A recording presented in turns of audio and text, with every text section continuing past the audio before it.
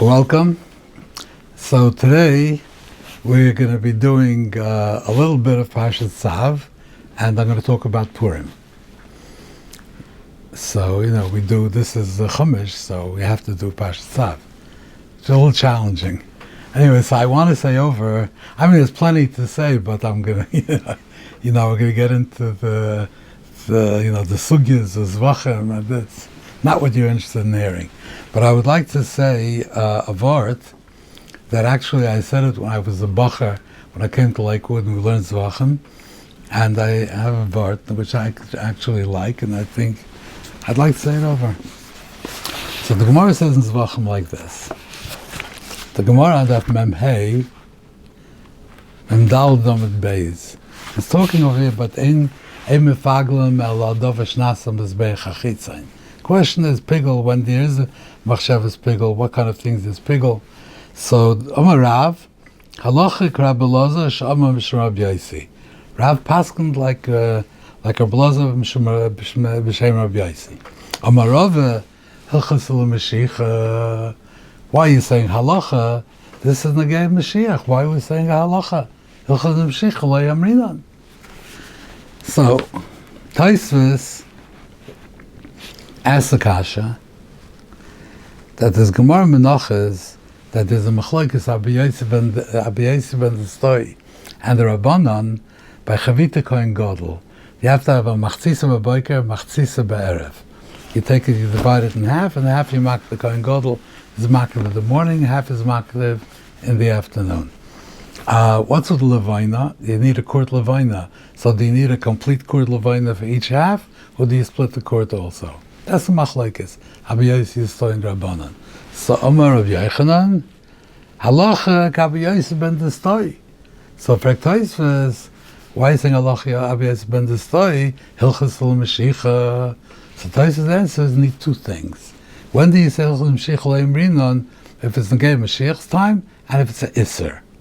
So what's the word is an Isser? So the some Mefarshim say that Lasad Lavai, you're kulam tzaddikim, everybody's going to be a tzaddik. So Memela is not so that's why you don't say Hilchas Mashiach. Because that's why by an Isra you don't say Hilchas Mashiach, because people won't be over Yisurim. They're going to be tzaddikim. But the problem is that if that's the pshat, then it's Hilchas Mashiach means Allah is Shangay when Mashiach comes. If they're all going to be tzaddikim and they're not going to do Yisurim, so Allah is never Nageya. So what's pshat to say Hilchas Mashiach? Parshas Hilchas Mashiach is mashma cover lanu halacha hatzricha lanu liyimais haMashiach. Rashi says that Hilchas Mashiach means a halacha which is going to be needed when Mashiach comes. So according to this pshat that it's not going to be needed, that doesn't stem. But so what's the word? It has to be two things. It has to be Hilchas Mashiach and an Esser. We need pshat in this. Now later on the Pezayin, Gemara says like this. The din is that if the Evorim are being burned on the Mizbeach, it's called Aduri Poikin, putting back Evorim that flip off the Mizbeach. They have the Mizbeach is very fatty and there's a lot of crackle and sizzle, and some things just start sputter off, thrown off the Mizbeach. So the din is you have to put them back. So there's a din over here of chatzais equal, that if the chatzais is considered deshen, and you don't have to put it back anymore. And Rabbi Yosef says that the chatzais equal is not only when it's on the mizbeach, but if it falls off the mizbeach and chatzais passes, then chatzais equal, chatzais makes that it's already completely consumed, that is called deshen, and you don't put it back. This is what Rabbi Yosef says. So Gemara says, Hilchas like Rabbi Yosef. The halacha is like Rabbi Yosef. So Taisvis says, what does it mean, Hilchas like Rabbi Yosef? Peter's like Taisvis, Yafa Omar. Hilchas doesn't mean the halacha is like Rabbi Yosef. It means good gesagt. It's very good, as far as a good svara. Why can it mean halacha? Ve'ezeh psak halacha. So maybe you can ask, Hilchas l'Mashiach. It can be a halacha, Taisvis says, because Hilchas l'Mashiach lo yamrinon. So it must be Hilchas means he said good. The question is, over here it's not an Isser. It's a procedural question. What do we do? Do you take the Sevarim that fell off Mizbeach and that they're on the bottom by Chatzos? Do you put them back or do you not put them back? Question is what you should do. Why is the Ilchas Mashiach applied to this according to Tosfos and Daf Mem Hey? This is the question. So I wanted to say like this, that Parshas Tzav, second pasuk, so the Gemara Menachos in the Daf Kufyud learns that from here, Zois Torah Sa'oila, Kol Aloy Hilchas Oila, Ke'ilu Hikri Vayla. When you're learning the Hilchas of Oila, that's considered, with the Shalom Forms Faseinu, this is considered like Akrovas a carbon.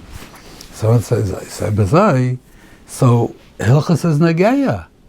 Because if we by our limud, we are being makiv the carbon, let's say Chavita Kohen Gadol. Through our limud, we're Mekayim, the Chavita Kohen Gadol, so we need to know what the halacha is, because we want to be makiv the carbon. Ka so it's not Hilchos Mashiach, it's halacha that's Nageya now. So that's what Tosfos says. If it involves an Isser, so it's not Nageya now. Kol Aloy Hilchas Pigel is not Ke'ilu Pigel. Pigel is halacha. If you're mefagel, it becomes possible. What do? That's Nageya not now, because we have no Beis Hamikdash. That's Nageya when Mashiach will come. Right now, what's Nageya? Nageya, what do? It's procedure. What do?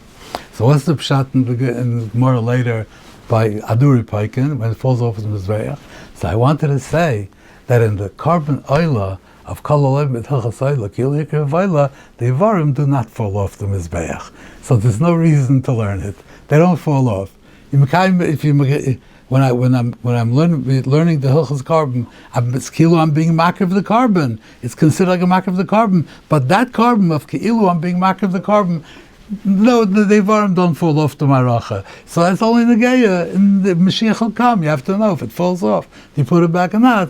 Tosfos says Hilchas Mashiach Le'amrinon must be Hilchas that it's Yofa Omar. This is what I wanted to say. Okay. Now, one more thing I want to say over here is this Zois Torah Zevach HaShlamim. This next thing here you have all the halachas of Shlam. What is a Shlamim? So Unkelis, if you notice, Unkelis is always, he doesn't say Shalma, he always says Nichsas Kutshaya. Even says Zevach HaShlamim or just Shlamim, Zevach means Nichsas means Shchita. So Zevach HaShlamim, the Shchita of Kutshaya means a chacham, of a chacham. It doesn't call it Shlamim. And even if it says just Shlamim alone, he calls this Nichsas Kutshaya. A Zevach, the Shchita of Kodesh. So what does he mean by that? Why does he call it Nichsas Kutshaya, Shlamim? I mean, everything is Hegdesh. Why does he call Shlamim Hegdesh? Why doesn't he call Chatos Hegdesh? Yeah?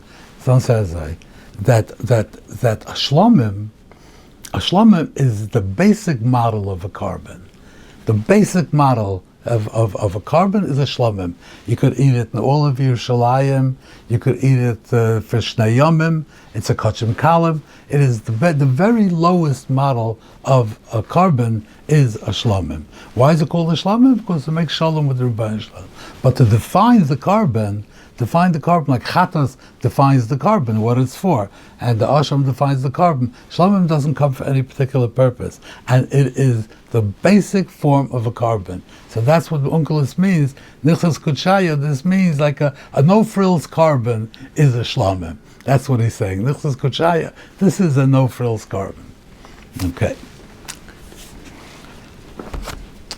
Now, I'd like to say something about Purim.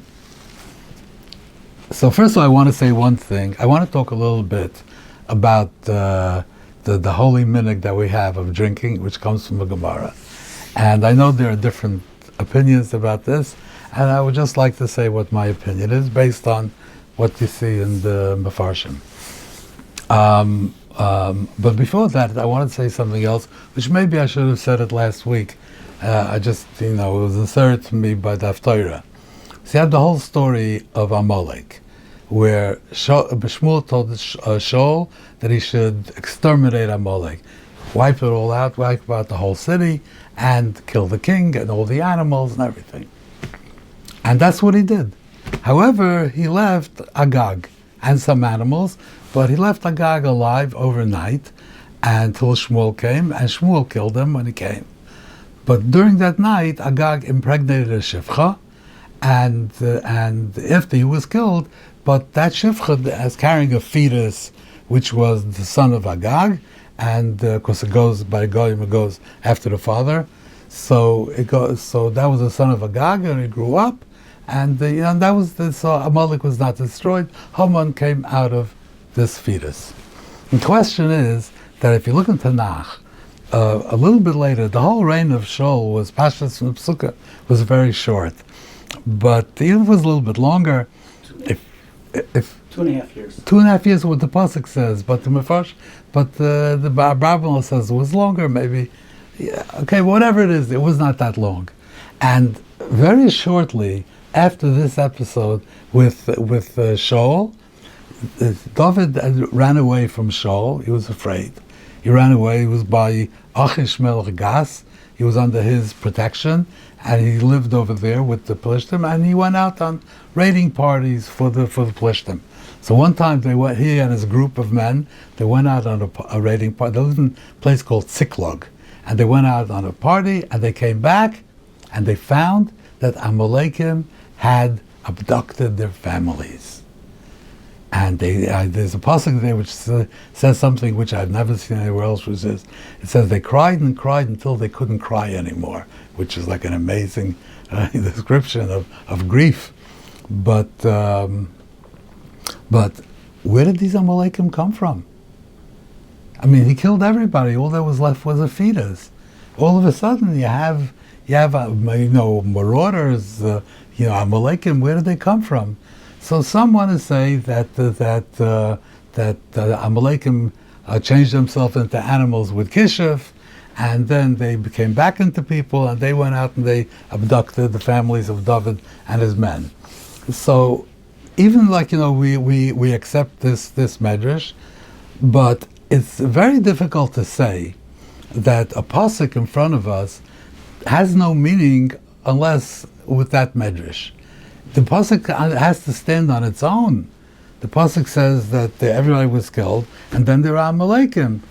The pasuk gives no hint to Kishiv and turning into behemoths. So how could that be the Pshuta Shel Mikra? There's a medrash that says this is what happened. And I'm sure it happened, but that is the explanation for this is kind of difficult to say. So I would like to say Parshas like this: that when Shaul killed the whole city, and if he had killed Agag, all the Amalekim in the world were not home. There were Amalekim that were on business trips. Amalekim were on vacation in Mexico.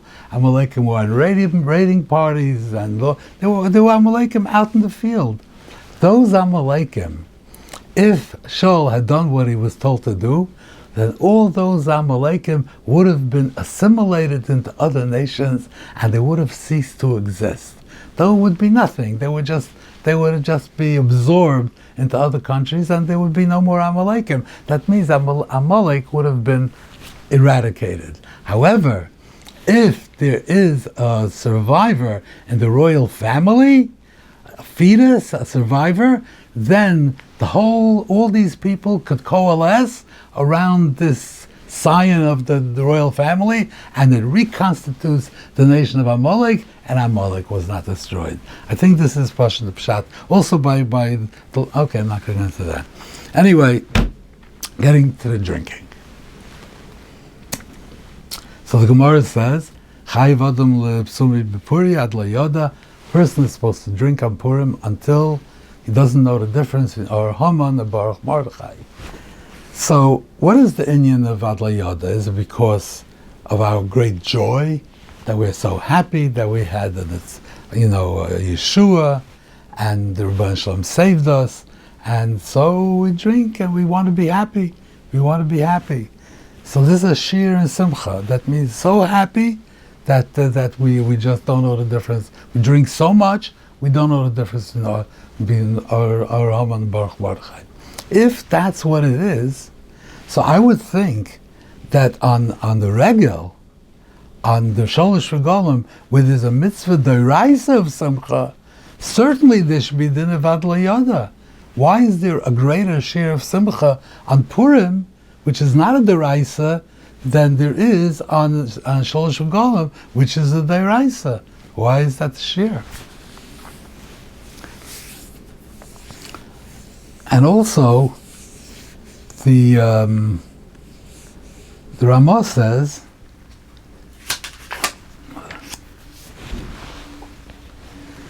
so the Ramah says that what you should do really is you should drink a little bit more than you used to, and you should go to sleep. And the Pri Megadim says that that's l'chatchila what you should do. So what is this? I mean, so what's the point of this? Is that, you're not jumping or dancing, you're a little bit woozy, and you go to sleep, and with that, Mekayim Adla Yoda. So what is Adla Yoda? What is it? The Bir Halacha brings down from the Eliyahu Rabbi, he says, how could it be that all the Nevi'im were screaming against Shikras, and all of a sudden there's a din of Shikras by Purim? We're not supposed to be Shikr. What's the pshat? So them say Adla Yoda. What's Adla Yoda? Adla Yoda ben Or Hama Baruch Mordechai. You should know the difference. It doesn't mean Chas v'Shalom that you should think the opposite, that Baruch Haman or Chas v'Chalil the other way. No, it doesn't mean that. There are different pshatim in the Mefarshim. The Taz says it means that you should not be able to decide which is the greater good, the Mapolas HaRasha or the Akomas HaTzadik. What is the better? What is the more chashuva toiva? And other Mefarshim say that there's the gematria of Har Haman. I don't know. I didn't do the math, but I'm taking it on faith that the Har Haman and Baruch Mordechai is the same gematria. So you can't do the gematria and figure out that there's the same gematria for both of them. That's what it means. So what is this? So I want to say, B'kitzur, without getting into all the ramifications, I want to say like this. What is the avoida? What is the avoida of Purim?